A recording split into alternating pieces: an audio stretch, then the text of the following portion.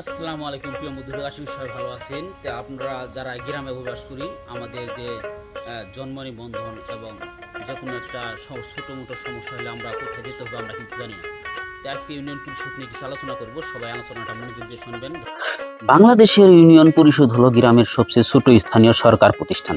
এখানে সাধারণ মানুষের বিভিন্ন গুরুত্বপূর্ণ কাজ করা যায়, যেমন জন্ম নিবন্ধন সনদ করা ও সংশোধন করা, মৃত্যু নিবন্ধন সনদ নেওয়া, নাগরিক সনদ, ওয়ারিশ সনদ, উত্তরাধিকার সনদ নেওয়া, অবিবাহিত বিবাহিত আয় ও চারিত্রিক সনদ নেওয়া, বয়স্ক ভাতা, বিধবা ভাতা, প্রতিবন্ধী ভাতার জন্য আবেদন করা, ভিজিডি, ডিজিএফ এবং অন্যান্য সরকারি সহায়তা কর্মসূচিতে আবেদন করা, গ্রাম আদালতের মাধ্যমে ছোটখাটো বিরোধ নিষ্পত্তি করা, ট্রেড লাইসেন্স গ্রহণ করা, ভূমি ও অন্যান্য সরকারি সেবা সম্পর্কে তথ্য সুপারিশ নেওয়া, বিভিন্ন সরকারি আবেদন ও প্রত্যয়নপত্র সত্যায়ন করা।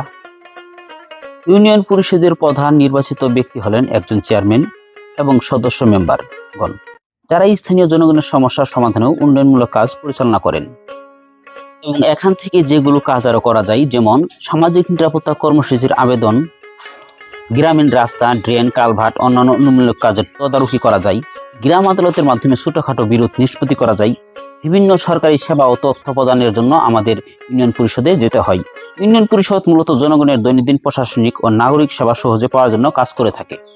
ইউনিয়ন পরিষদ মূলত গঠিত হয় 9টি ওয়ার্ড নিয়ে একটি ইউনিয়ন পরিষদ গঠিত হয় এবং 13 জন এখানে সদস্য থাকেন। 13 জন সদস্যের মধ্যে 9টি ওয়ার্ডে 9টি মেম্বার থাকেন এবং 3 জন মহিলা সদস্য থাকেন এবং চেয়ারম্যান। এই মোট 13 জন সদস্য নিয়ে ইউনিয়ন পরিষদ গঠিত হয় এবং